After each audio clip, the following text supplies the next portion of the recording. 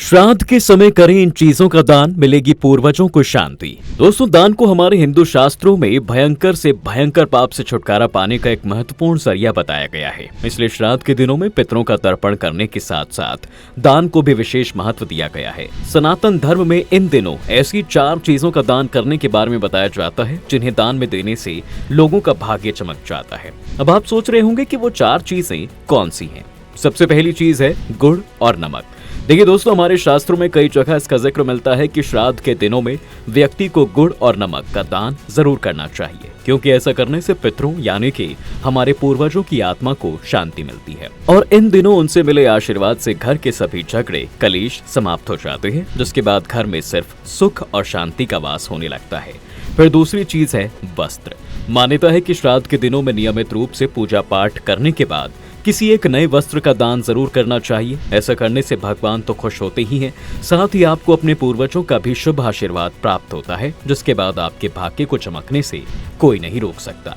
इन दिनों मुख्य रूप से धोती, कुर्ता या फिर सलवार कमीज का दान करना सबसे ज्यादा शुभ माना जाता है। गरुड़ पुराण में भी श्राद्ध के समय वस्त्र दान को महत्व दिया गया है। इसलिए श्राद्ध के दिनों में अपने पूर्वजों की शांति और पुण्य फल की प्राप्ति के लिए लोग सबसे ज्यादा वस्त्र दान ही करते हैं। उसके बाद दान के लिए तीसरी चीज है चांदी।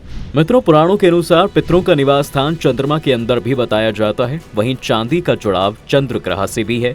तो ऐसे में जो भी व्यक्ति श्राद्ध के दिनों में चांदी से बनी किसी भी छोटी या बड़ी वस्तु का दान करता है तो उसके पितरों की आत्मा को शांति मिलती है और उसे अपने पूर्वजों का शुभ आशीर्वाद भी मिलता है। माना जाता है कि बुजुर्गों से मिले शुभ आशीर्वाद के कारण ही ऐसे लोगों के घरों में धन की कभी कमी नहीं होती। अंतिम चीज है जूते और चप्पल। इन दिनों पूर्वजों की आत्मा की शांति के लिए किए गए अच्छे कर्मों में गरीबों और जरूरतमंदों को जूते चप्पल का दान करना भी शुभ माना गया है।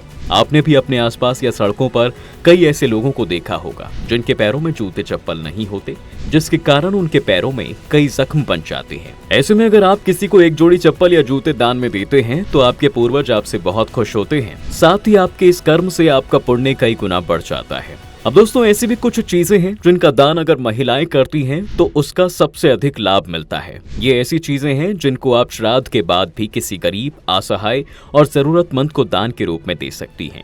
इस श्रेणी में अनाज को सबसे पहले शामिल किया जाता है। अगर कोई महिला किसी निर्धन व्यक्ति को अन्न दान करती है तो मां अन्नपूर्णा उस महिला से हमेशा खुश रहती हैं और उसके घर पर अपनी असीम कृपा बरसाती हैं। ऐसा करने वाली औरतों के घर में अनाज की कभी कमी नहीं होती और उनको देवता समान आत्माओं का आशीर्वाद भी मिलता है। फिर अगला दान गौदान को बताया गया है। बताया जाता है दोस्तों कि देवताओं द्वारा कहा गया है कि जो भी महिला दान के रूप में गाय देती है उसके घर से नकारात्मक ऊर्जाओं का हमेशा के लिए नाश हो जाता है। साथ ही उसके पति की आयु भी लंबी होती है। आपने भी अपने बड़े बुजुर्गों से सुना होगा कि पुराने समय में लोग 100 साल तक जिंदा रहते थे और इसका कारण गौदान को ही बताया जाता है। गाय को इसलिए भी महत्व दिया जाता है क्योंकि पुराणों में बताया गया है कि गाय की पूंछ छूने मात्र से ही मनुष्य के लिए स्वर्ग का द्वार खुल जाता है और फिर उसको भगवान के चरणों में स्थान मिलता है।